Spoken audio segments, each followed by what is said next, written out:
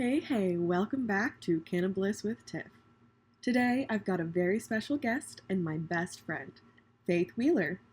She's not just one of my favorite humans, she's also a badass budtender with a deep love for the plant. In fact, she's the one who introduced me to cannabis in the first place.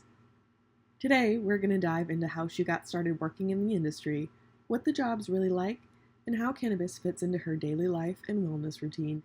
So roll one, pour a glass of tea, or just settle in, and let's get into it.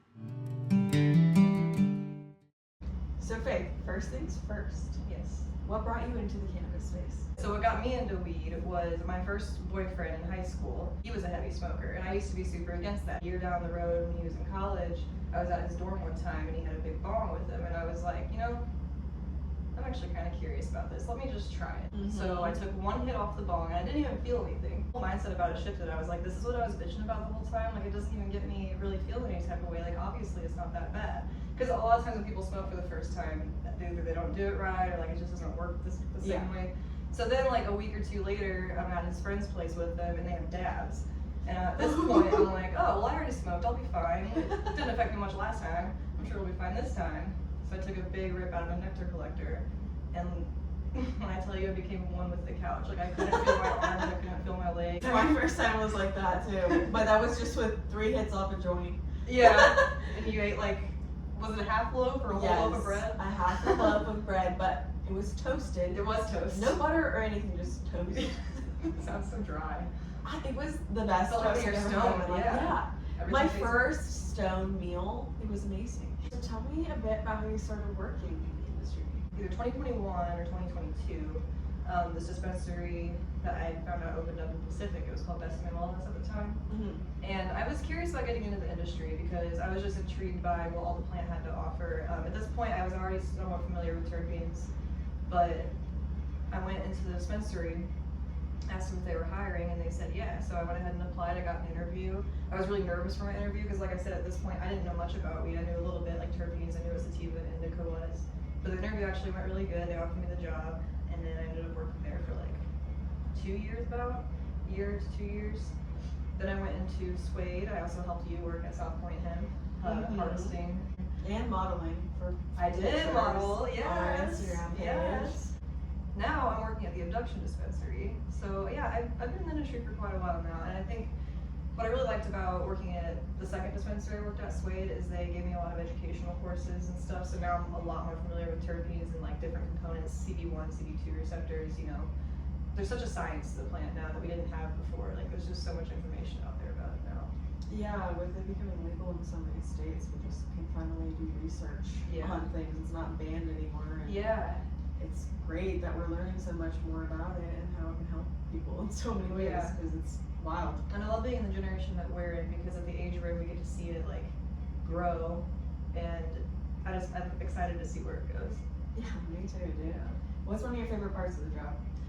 One of my favorite parts of the job, honestly, is the rapport that I build with all the customers, getting to know so many different types of people, especially those that use it medicinally, and just seeing how it improves their lives over time. There was a customer that came in to abduction like a week or 2 ago, and she came in really upset because she was in a lot of pain and she had just found out that she was only going to have a few months left to live. It was really hard news to hear, but I gave her a sample of one of our strains called Dante's Inferno because it's known to be like really good for pain, and it's high THC percentage. It's a very heavy indica, and I let her try it, and then she came back the next day crying, telling me how grateful she was for that sample and how much it helped her pain because she was able to actually get sleep for the first time in a while. That's so lovely. Just came in the other day, and then she got some really good news saying she might be living longer than she thought. So, not to say that the cannabis like made her life expectancy all of a sudden better, but you never know, Yeah, and I mean, even if it's just making somebody's attitude better about certain things, like changing how they view things in their day-to-day life. I know it helped me. My mindset's completely different now. Oh, me too. Yeah, it saved my life, literally. Yeah. I love this plant so much because it helps people so much. And it's so mind-opening. Like, I feel like I used to be so close-minded, and then when I first started smoking, I started to get really deep in thought about different possibilities of things, and like, I just view the world through a different lens than I used to, I know so many people that say the same thing. What's your favorite strain for getting creative? Definitely Blue Dream. Oh, Blue Dream is a classic. Blue Dream has been my favorite strain since I was 16 years old, I feel like. Because it was one of the first ones I smoked. And just the flavor of it, the effects of it. Because I don't usually like sativas, but this one's a different type of sativa high. Like, it's not super energetic, but it's better for, like, mental clarity and focus. Speaking of creativity, you've been working on a really cool mural lately. Can you tell me a bit about that? Yeah, so Abduction Dispensary gave me permission to do window art on our Pacific location. So our whole theme for this dispensary is aliens. And we sell like a couple different products besides cannabis. So we sell some mushroom products as well. Mm-hmm. And I wanted to paint a giant red Amanita muscaria mushroom with an alien sitting on it, smoking a joint. That was like one of my first ideas with it. So the other window has a UFO that's abducting some pot leaves, and then astronaut alien kind of just floating in space. And then I have like a meditating alien with a third eye in the other window. And then the last window I'm working on right now, because we're also a veteran-owned dispensary. I'm not sure if you're aware I of that. didn't know that, no. Yeah, so one of the windows is like a soldier alien, just to kind of honor the vets, you know. So I'm using acrylic paint. I wasn't too sure about that, how that would work out, but it's doing fine so far. And it's cool because the other day I was working on the painting, and one of the other businesses in the same plaza asked if I could do the window art for them. So oh my gosh, it's opening more opportunities. It is, and it's bringing more customers because we're still a pretty new business, and I feel like people are seeing all this like color on the side of the road when they're coming in. Because we've had more new customers in the last few weeks than we've had in a while. Well, and there's aliens on there, like that's gotta intrigue a lot of people. We also got another like a new sign too, so like with that combined with like me painting out there, I do feel like it's drawing more attention. I love the billboard. That's a union. Oh, satisfaction guaranteed, or employees get pro. Yep. Yep. I saw that the other day. Oh my gosh, I loved it so much. Well, I am so excited to see it get done. Do you have any pictures or anything on social media of the mural so people can see what you're doing? If you guys want to follow my Instagram, it is _faithfulcreations_. The Smile Face Project organization, which is another one that I'm kind of part of, they posted it on their social media, and it's kind of gained a little bit of traction. It's exciting. Oh my gosh, so many amazing things happening for you right now. Yeah, life's pretty damn good right now. I can't complain. I love it. I love it. One more question for you. Okay. What does cannabis mean to you? Cannabis. Well, when I think of cannabis, first of all, I think of my bestest friend in the whole world that I've known forever, and how proud I am of her doing what she wanted to do by educating others on cannabis. But I also think about how much bliss this plant truly brings me, and just how many positive memories are associated with it, you know? I'm really excited to see where this goes for you, and thank you for letting me be a part of it.